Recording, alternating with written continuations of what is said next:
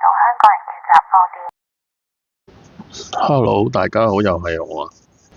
啱啱尋日咧就出咗一個 post，其實就係之前10年嗰套電影咧，智叔嗰度講咗一句對白，就係話千祈唔好慣，就係我哋幾代人慣晒，你哋先至會咁。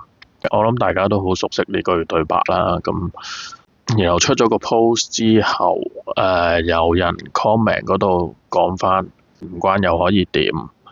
留喺度嘅唔係選擇麻木，一樣咁痛苦。即係有少少，其實都冇乜嘢可以控制，不如躺平咁嘅意思啦。咁我諗好多香港人而家呢個狀況都係咁樣嘅。咁有啲人會停留喺個痛苦嗰度啦，有啲人會盡量唔去諗呢啲事啦，吃喝玩樂，做返自己中意做嘅嘢。我對呢啲事冇乜批判嘅。我覺得人係應該要諗自己點樣去活落去嘅理由嘅。但係我想講一個我幾中意嘅故事，係對應返一位朋友嘅comment。有冇聽過西西弗斯嘅神話故事啊？詳細唔講，嗰個故事大概就係講緊西西弗斯佢得罪咗天神最高嘅權力核心，然後呢班權力核心去懲罰佢，每一日都要喺冥界嗰度將一個好大嘅石頭推上山，但係天一光，個石頭就會去返個山腳嗰度。天神就罰西西弗斯每一日都要重複呢一個懲罰，主要係想俾佢知道人係鬥唔過天神嘅，你係永遠要停留喺一個荒謬嘅情況嗰度輪迴到死嗰一日。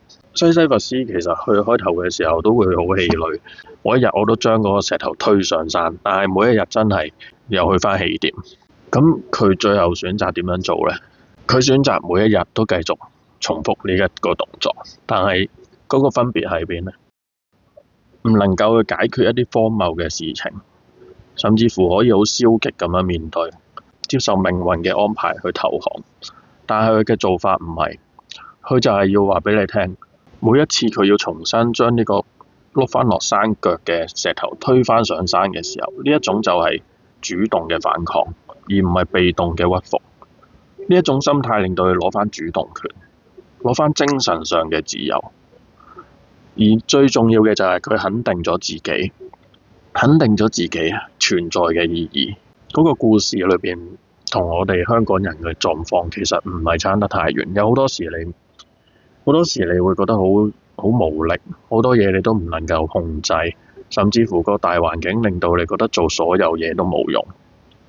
但係如果你理解西西弗斯嘅神話呢個故事嘅話，你會開始明白你要做嘅係乜嘢，你嘅心態上要點樣處理。何況我哋面對嘅唔係天神，佢哋唔係永恆嘅，佢哋亦都唔係有天神咁大嘅能力嘅。如果我哋就咁放棄，我哋就咁躺平，其實係言之尚早。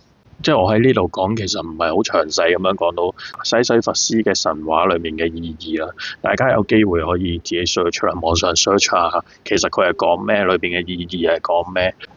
希望大家即係喺選擇自己嘅生活之餘，哪怕你係我仲係硬淨咁樣頂住，為我生活得唔開心，或者我已經躺平啦，或者我吃喝玩樂啦，甚至乎你已經返大陸玩啦，你要話俾自己聽，其實呢啲都係你自己嘅選擇，你並唔係咁被動嘅。好多嘢你可以選擇去主動。有機會就同朋友傾下，或者甚至乎同我哋傾下啦。咁傾偈嘅途中可能會得到啲答案。咁就係咁啦。拜拜。